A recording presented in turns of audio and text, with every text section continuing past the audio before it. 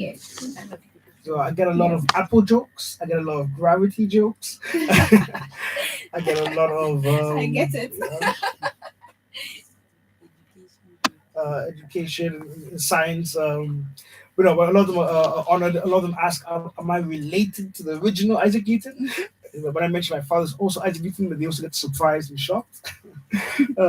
But yeah, so those are things that come up a lot. Okay, so how do we stay on top of the game? Um, there's this rapper called Lil Wayne who talks in one of his songs, "No Love" with Eminem. You gotta be good or be good at it, right? I think staying on top of your game is really by knowing what game you want to play. Because I feel a lot of people go in to life and see once again things on social media, hear things from friends. There's a lot of family influences that you need to be, especially in Ghana, doctor, lawyer, engineer. So they try to enter into those worlds, and they don't know how to be good in those worlds. Hmm. So I think first is like, what world do you want to be in? What world? And how do you want to play, and what type of game do you want to have?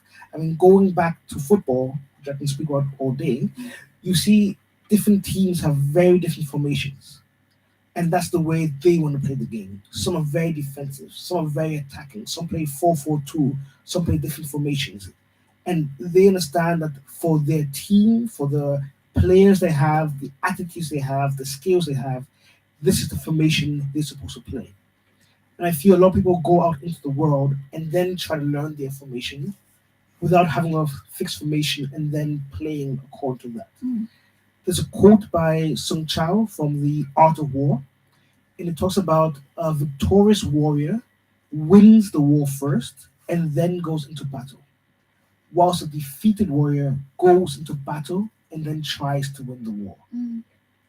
And I feel if we apply that to our lives, about planning, knowing ourselves, knowing the world, knowing our industry, knowing different career paths, then we can be better at playing the game and then being on top of the game we want to play. Wow. So was there a time where you things didn't go the way you wanted, and then um yeah, things didn't go the way you wanted, and then how did you come up? I mean, deal with those situations? Every day, every day, right? But it's always about making the most of every situation you face yourself in. Especially when life gives you lemons, right? You make a lemonade stand, right? You make lemon pie, you make sorbet, and it's about everything is a learning. And I think maybe my experience growing up as a scientist, you can say, in a science everything's an experiment. Mm-hmm. So you try something and then you do an analysis of what happened, and you try to do it again or change it or see what happens. I mean, I say it now very calm. Of course, when you're in the moment, you're panicking, you're crying, you're stressed, you're worried, you have anxiety. But it's about taking what happens and seeing what you could do with it. At one point in my life, I thought I was going to be in the UK. Like I'd studied there for my bachelor's. I was planning to do my master's there, and then it shifted, and I moved back to Austria, where I was born. Another point, I thought I was going to be there my whole life, and I then moved to Ghana. Now it's almost 7 years that I've been living in Ghana, which is not something I would have thought 8 years ago. Mm-hmm. And it's about then coming in and then making the best of the situation there. So I think everything happens for a reason. And if you have that kind of mindset, then I think it's easier to go through life. Not saying go willy nilly and not having a plan and not being disappointed when things don't happen the way you want, but also realizing that sometimes you have to go through what is the wilderness or the deserts to get to where you want to be. Yeah. Steve Jobs, who was the founder of Apple, he got fired from Apple, which is kind of the most embarrassing and like low point of his life. But in a commencement speech he had in 2004 to university students at Stanford who were graduating, he talks about how if he never got fired from Apple, he wouldn't have gone on to create Pixar, which is one of the biggest animation studios we know today. And he also formed another company called Next, which was on high end computing. When he got rehired by Apple, he brought those two aspects back into Apple. So the Apple we know today wouldn't have been the same if he didn't get fired. So him being fired saved Apple. Of course, at the time he was fired, he didn't see it that way. Mhm. But he went on, and now Apple's all about design and high end computing, which he found out after leaving Apple. Yeah. So do you have some tips for us on how to, sometimes you get caught unprepared. How do you have some tips for us to maneuver around that? I think one is resilience. I was actually talking to a reporter the other day about in their field they need to have a lot of resilience because also they deal with a lot of sometimes sad and terrible news. Imagine also with doctors and therapists. And I think by being prepared that life is not always going to be rosy, then you can build up resilience for when it's not. And by having thicker skin, by having more grit, more also is in a sense more self-awareness of oneself and self-belief. So knowing that the negatives are not a reflection of you, but it's a temporal situation. And not that you are bad or you are a failure, but just in this one moment you haven't either gone to the full extent or something's happened and the job is ended or your university degree is not going the way it should. Okay. Tell us, how was your schooling days like? Your schooling days, how was it? So long ago it's hard to remember.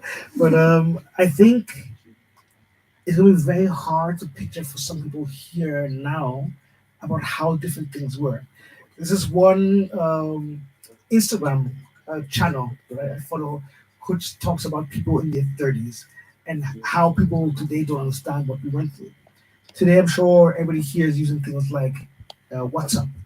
So you can send unlimited messages to your friends around the world at any time, including images and emoticons. In my time, I would have to pay per SMS I sent, and it was limited to I think 200 characters. I had to type it out with a Yam phone, Yeah. and that was messaging. So when you send someone a message, it really mattered. You weren't just forwarding, you weren't just copy pasting. You were deciding I'm sending Mavis a message. I really care. I want to check up with her. Now you just send messages as you like, whether it's on WhatsApp or Snap or Instagram. So like the way communication was done is different. Um, the world I think was in a very different place. I mean, now we have so much technology and so abundance of whether it's computers and internet. When I was going through high school, we didn't have Google. Google came about while I was still in high school. When I graduated from high school was when Facebook was launched. So the way we all communicate now, I mean, there was no Instagram, there was no TikTok, Snapchat wasn't there. It's way different. Way different. So back in my time, when you were meeting somebody, you say, "I'm going to meet you in front of Papaye at 5 o'clock," and then you leave the house, Wow. and you get there and you wait. There's no texting how far. There's no okay, send me live location. There's no hey, I'm sorry, I'm still coming. I'm in the Uber, track by Uber. No, none of that. That's serious. You send a message at home, and this is sometimes before mobile phone even. I saw mobile phone come in, so I had one of those phones you had to do the circular thing around, round, round. I'm sure you don't even know what I'm talking about. But it was stuck on the wall. You spun it around for Yeah. each number, Yeah. and you call the person, "Hello, Mavis. I'll see you at 5 o'clock, KFC." And you call the next person. Call the next person. Hang up. You leave your house. You go. You wait. What if the person doesn't show up? You wait until you realize the person's not showing up. That's serious. Trust issues. But then when someone says, "I'm gonna come," I'm gonna come. Today is like, yeah, I don't feel like it. They cancel half an hour later. It was different. Only there was trust. It was commitment. It was things that a lot of the younger generation now don't have a lot of. No offense. Patience, very little. Right? Yeah. So it was a very different way of growing up and interacting. Okay, so let's talk more about your work. What I mean, let's delve deep into your work. Mhm. Tell us. So the Netherlands Trust Fund 5 is a program that's happening across 11 different countries across Africa. And what we're looking to do is really help build, especially in my department, the tech sector. We also have an agriculture sector, but my department is looking at the tech side and how can we scale and grow businesses. We're looking to see how to make, in my case, Ghana a tech destination, both for tech companies from outside to come in, but especially for the tech companies here to thrive and grow and sell the services outside. Um, Scaling is one part, but also internationalizing. We realize quite often a lot of companies only stay local, only stay in their home market. Yeah. But there's so much benefit of expanding to other markets. Looking at the list of tech companies that were listed, the Twitters, they're everywhere in the world. Instagram, everywhere. YouTube, everywhere. Even Yandex, the Yango we use today Mhm. for Uber, is a company that's under Yandex. So a lot of people don't know. The Bolt comes from a country whose population is 2 million people, Estonia. So the population of Estonia is literally Kaswa and Tema. Yet they've sent technology that people around the world are using. So the fund is saying, how can we help local companies here in Ghana achieve that? How can we make them pan African or even global companies that people around the world are using these services? Because then obviously you get a lot more clients, that means you make a lot more money, and then you're expanding, so you're hiring a lot more people. That's what we're trying to do. Okay. So with that, there are actually people who think that technology or tech stuff is for only those who are in tech. What do you have to say about that? No, so I would say a lot of things are tech enabled, right? So yes, there are a lot of tech behind it. So whether it's coding or whether it's hardware, but obviously each company needs a lot of other things around. You need call center staff, you need marketers, you need sales, you need accountants. So if you look at Netflix, for example, Netflix is a tech company, but obviously you have all these other things around it. So the same with these tech startups. The agri-tech startups especially, you need people who know agriculture. So now all the agronomists, all the people studying agriculture universities can join these companies and add value. So you don't have to be a coder to be in a tech company. Okay. How many startups has received support from the NFT? So here in Ghana, we have 25 that are directly in our cohort, but we also do things like train the trainers. So for a period of just over a month, 2 months, I'll say, we were training different hubs. So the likes of MEST, KIC, Ghana Tech Lab, so some of the very prominent big hubs across the country, uh, to see how can we train them so they are better scaled than training more startups. So we're doing things directly, we're doing things through hubs and different partners, and we're also looking to see at a wider ecosystem what we can do. Just last week, we were part of the Ghana Digital Innovation Week, which was spearheaded by the GIZ, Ministry of Communication, and MASHA, the Israeli development agency. But we were also there as a sponsor. So we are sponsoring events that enable tech startups to have a place to be showcased. So we had various entities like the IoT Network Hub were there. We had AI Scarecrow and other tech-focused companies. So we do things like that where we give people a chance to showcase what they're doing. And we're also very key, as I said, on internationalizing. So we also held with the YE community, the young entrepreneurs, a session on AFTA, on how to really export using AFTA and what's happening there. So in sessions like that, whether it's sponsorship or hosting sessions, we have maybe hundreds of SMEs, including tech SMEs, that have exposure and knowledge. Okay. How does a startup get support from you? So what we did is we had a call of applications last year in January, where then we got several hundreds of startups to apply and indicate their interest of being in the program. And then we had various, let's say, judges screen through the program to understand the strengths of startups, make sure, like, verify the information, make sure it's legit. And then 25 were selected. So we're taking these 25 startups through a journey of the next 4 years where we're really hand holding them and helping them develop and scale. So we have a cohort that we're working with for a period of years, but we also have more ad hoc trainings, meetings, and sponsoring of events that will enable more startups and more businesses to benefit from that. Okay. All right. We'll be going on a short break. We'll be right back. Hello, Mr. Busy. I wonder could you share a little time? Let me introduce you to your buddy. On the key, I will supply. I wanna be everything.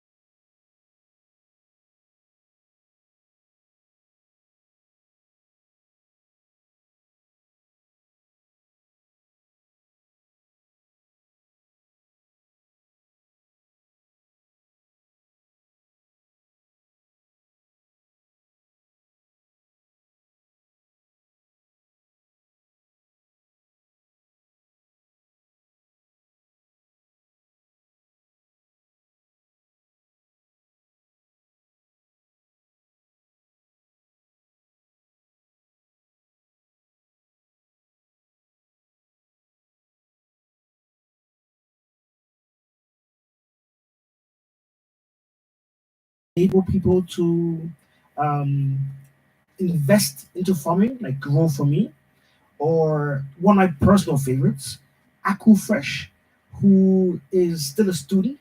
He's a level 200 student at Kenya State, and he's creating solar powered cold storage. He won the Total Startup Uppers for Ghana, then went on to win for Africa for best company under 3 years, and it's been worldwide. He's gone to Thailand to speak at conferences. He's gone to things in the US and Geneva and sorry, Zurich rather.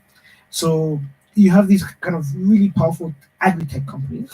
That's a majority, but we also have things around financial technology, so fintech. So everything from remittance, everything from cross-border payments, from crowdfunding, from buy now, pay later.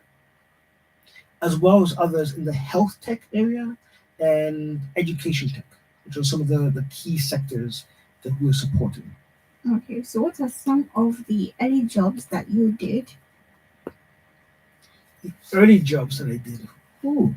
Um, whilst I was still at university, I don't know if you consider it a job or a startup, but I started an event organizing company to throw different events and parties as a one way of making money. Then during the summer holidays, I was a teacher.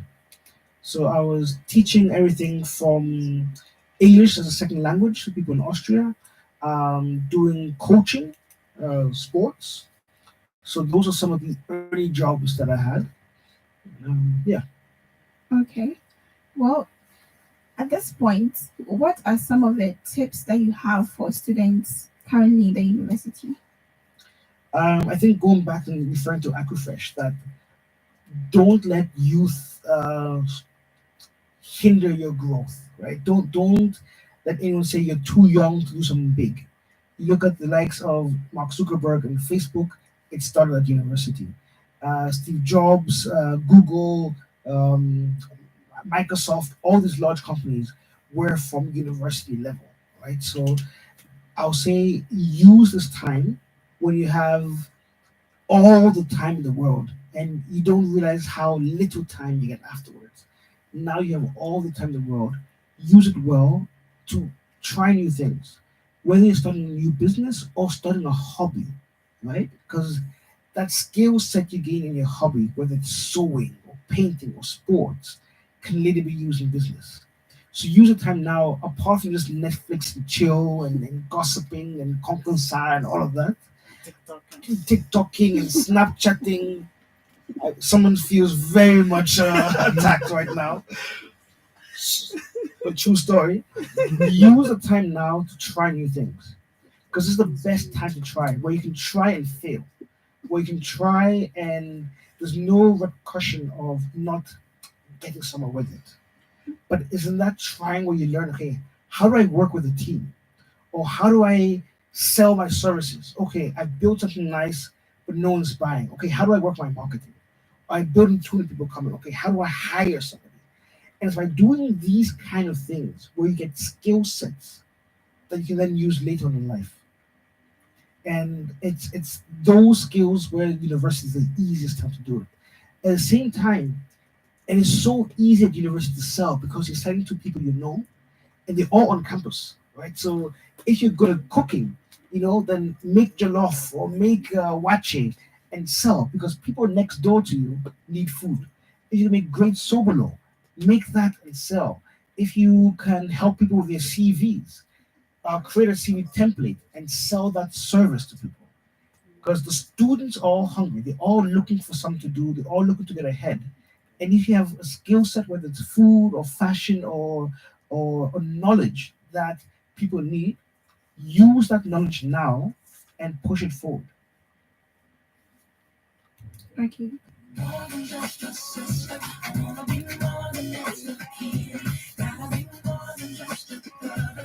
Actually, John Patrick, what did you talk Shots fired, shots fired, shots fired. Man down, man down, man down. I want to know. TikTok, TikTok is not all about We know. It's very good. It's yes. just a lot of time we are talking, spending a lot of time. Spend a lot of time. What if I want to be an influencer?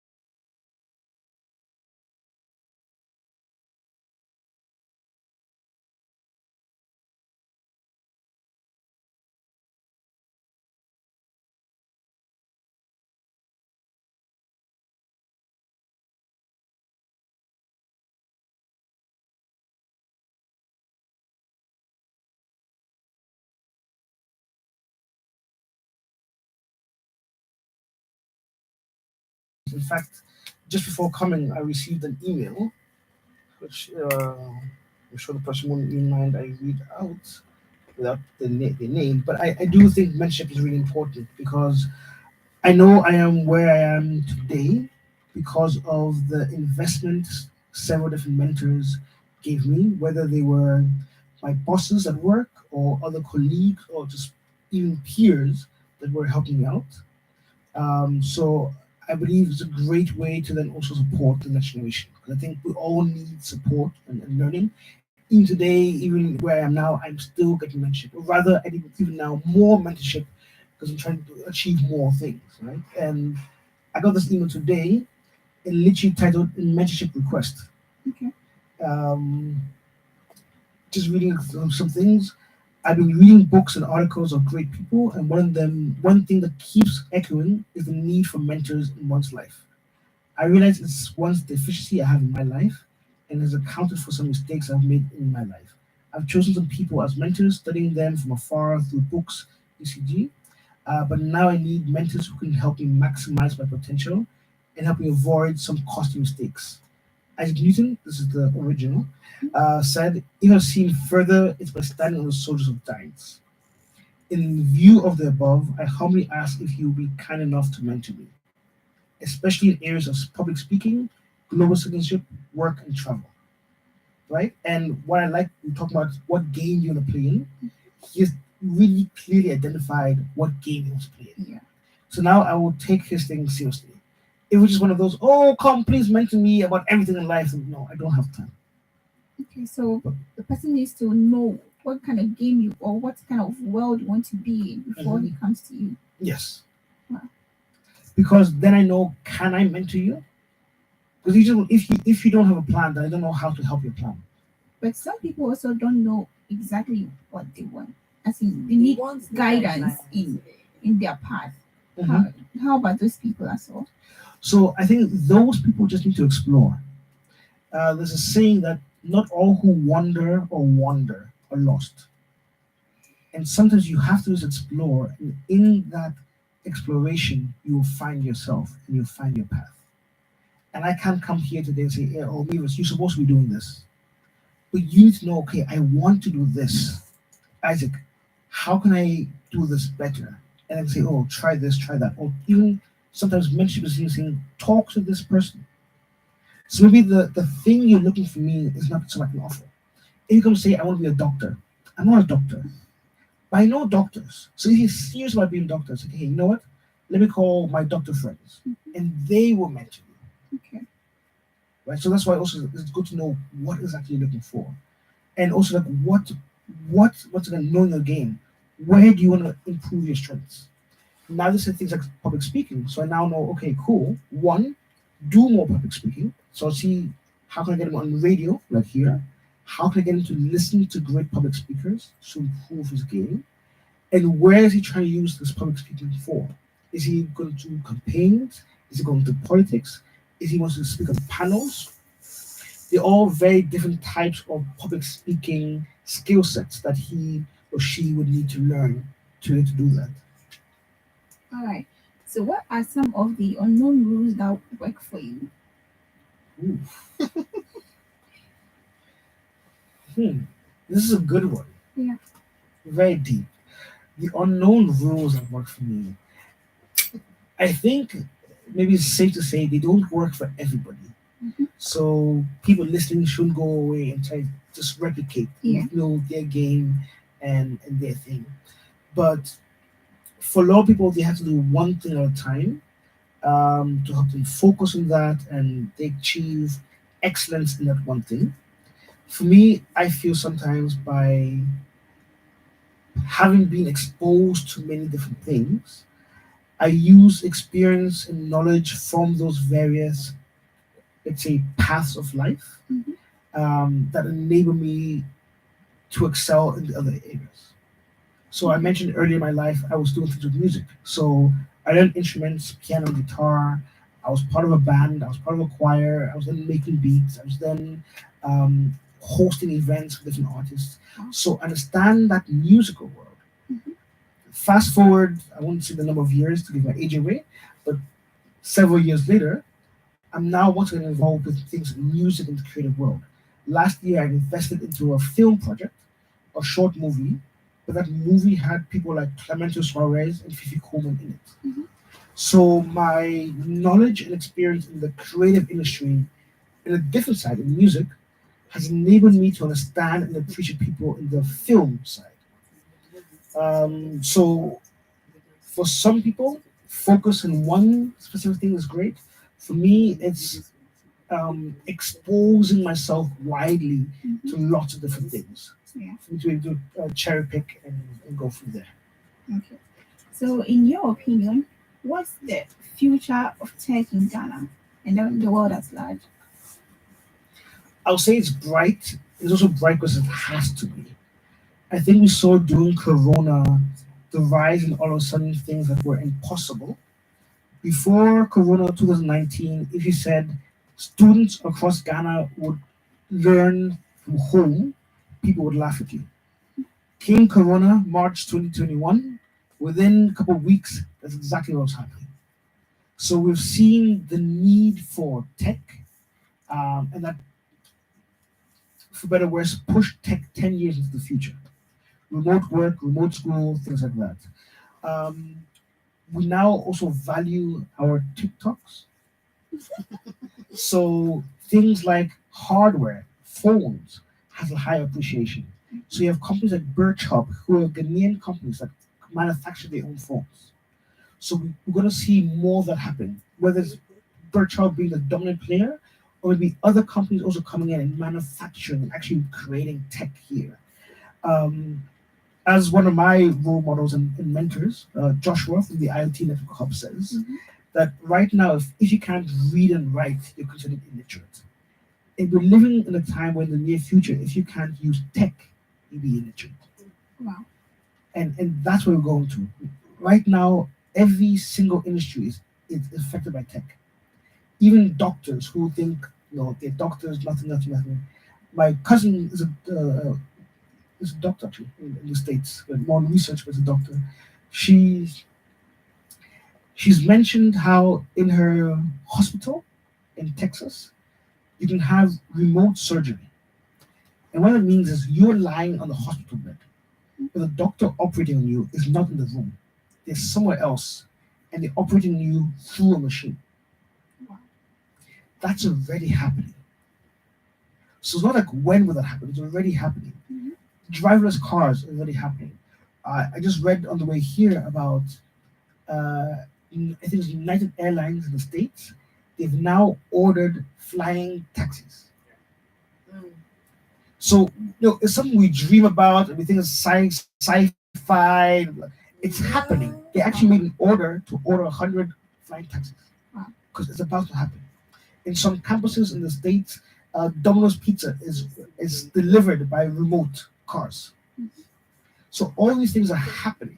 So it's whether we allow them to happen or whether we take part in making them happen. Those are two choices. Mm-hmm. They will happen, they have happened, they are happening. Either way, We- they'll still happen. So what are we going to do about it? Yeah. And this is the fourth industrial revolution, and we need to take part in it. And not just be witnesses to it, to be active agents of change within it. Wow. Thank you so much. Okay, so the last thing before we go is like anything you want to add. I think so far. Should be my this will be brief. Yeah, yeah. Take security tips. Hmm. All right, Mr. Isaac Newton, what's your last words for us? Steve Jobs said, "Stay young, stay foolish." And stay hungry, stay young, stay foolish. Well, two of those three. But essentially, keep exploring. Especially as a university student, but even all ages of your life. You're never too young or too old to start anything. Mhm. There are kids out there who are 8 to 10 years old with YouTube and TikTok channels making millions of dollars. So although there's some shade being thrown on TikTok, if you use it right, you can be a multi-millionaire. Mhm. And it's about, are you there just watching people dance and shake their hips? Or are you there learning how do these algorithms work and how can I make them to work for me? So you can watch TV, or you can say, what makes a good show and how do I make some? Mhm. So say, do what you love to do and make it provide value for you. I don't say everything has to be a business, but where you can, see how you can make create value for you. Whether you create a show that helps you get a job afterwards, because people see your face and heard your name, see how you present the news. I'm giving you fans. I'm the only one giving you fans today. Right? But I'll say like use the opportunities you have. You have so many opportunities, but they go to waste if you don't decide to use them. And I think as a youth, you don't realize how fast time goes. So use every day wisely because your days are numbered. Wow. Thank you so much. So, as we all heard, there's so many opportunities around us. We just have to make good use of them, right? Right. Okay. Thank you so much, Mr. Isaac Newton Acquah, for being on Tech Talk today. My pleasure. My pleasure. Fun fact. One fun fact. One fun fact. Whew. I love traveling. Yeah. I love traveling. Been to 40 countries. I love food. I believe the F in Fanti is for food. Take me Uh, away. Yeah, but no, please, if you guys want to find out more, get in touch. Isaac Newton Aqua on all handles on TikTok, or yes, I'm on TikTok, on Twitter, on IG, on LinkedIn, on Medium, on YouTube, on Everywhere, Telegram, on everywhere. yes, Okay, that's Online. online and offline too. I've engraved in different places as well. great. No, thank you guys so much, and yeah, Yeah, I'll be thank you. listening. Yeah, thank you so much for honoring us today on Tech Talk.